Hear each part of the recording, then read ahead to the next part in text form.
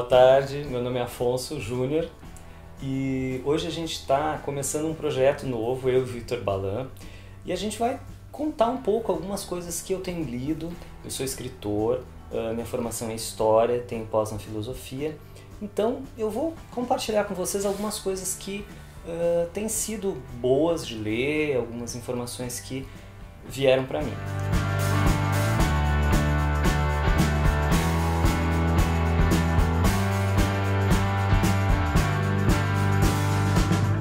O primeiro livro que eu quero falar é esse aqui.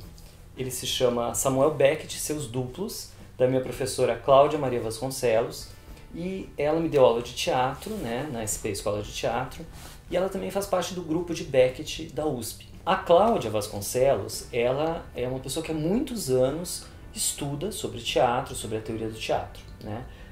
Então esse livro aqui, ela faz um estudo de Beckett, o que é uma coisa muito interessante, porque o Beckett ele é um autor muito importante, ele ganhou o prêmio Nobel, né? Ele, em termos de teatro, ele revolucionou o teatro com Esperando Godot, que é de 48, se não me engano, e então há uma enorme curiosidade sobre o Beckett. Ao mesmo tempo, tem muito pouca coisa em português, né?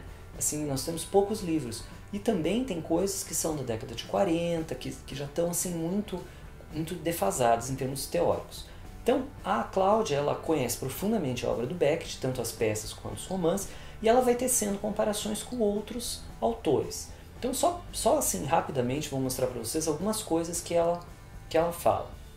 Por exemplo, ela fala da duplicação, que é existe um termo em alemão, que, se não me engano, é Doppelganger, que é uma coisa que o meu alemão não é nada bom, mas é essa questão do duplo, né? Que aparece, por exemplo, em Allan Poe, né, com William Wilson, que aparece em Dostoiévski, com um livro chamado Duplo, que aparece em Saramago, com O Homem Duplicado, que é uma crítica do mercado de massa, né, da cultura de massa.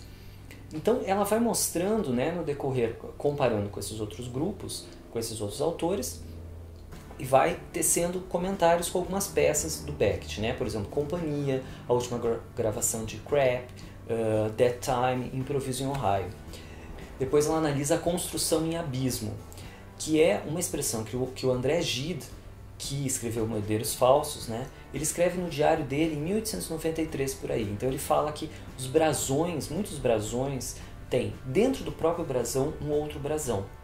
Então vai gerando uma questão de interna, né? É como se tivesse um abismo, e dentro de cada um vai tendo outro.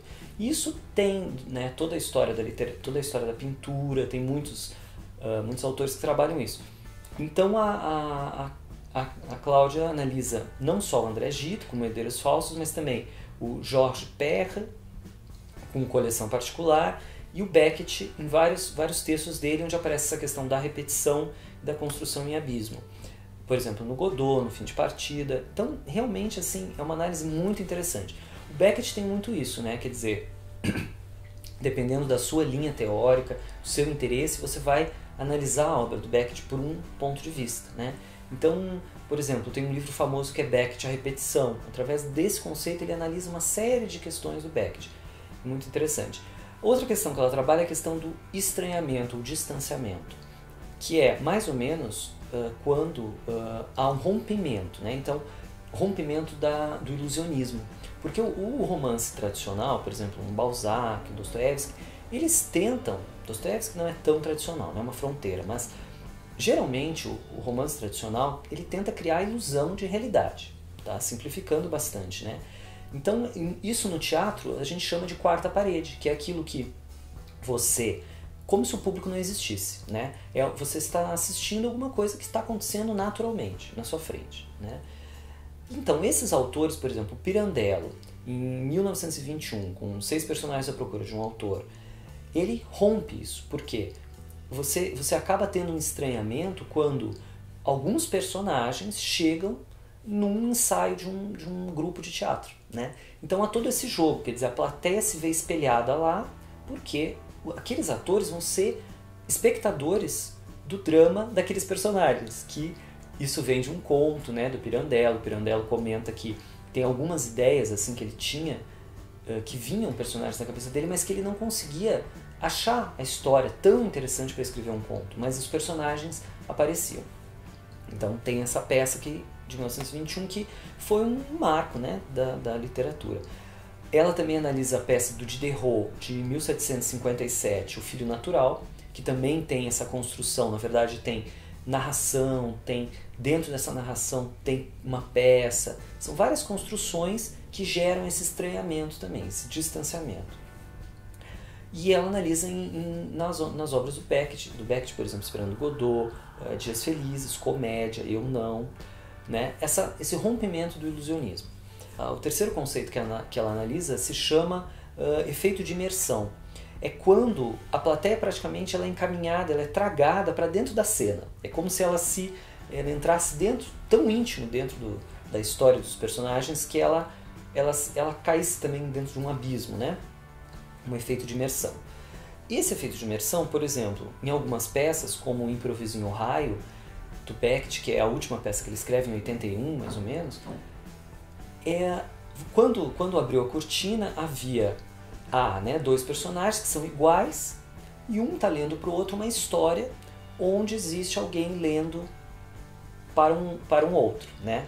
Uma pessoa que perdeu um ente querido e vem um ser misterioso que vai ler para ele. Então, na verdade, e ainda acontece que esse texto foi escrito para uma plateia de eruditos. E quando abre a cena, né, os eruditos são duas pessoas lendo. Então diz que o Beckett falou assim, quando abre a cortina as pessoas vão rir, né? Falou pro diretor e o diretor achou aquilo estranho. Mas aconteceu realmente, porque dessa Universidade de Ohio, para onde foi encomendada, eram especialistas, né, que se viram espelhados também naquela cena de duas pessoas, né, cabeça baixa em cima de uma mesa lendo. Então agradeço a vocês que viram. O nome do livro, então, né, é da Cláudia Vasconcelos, Samuel Beckett e Seus Duplos, da Iluminuras, tá? Lançado agora em 2017.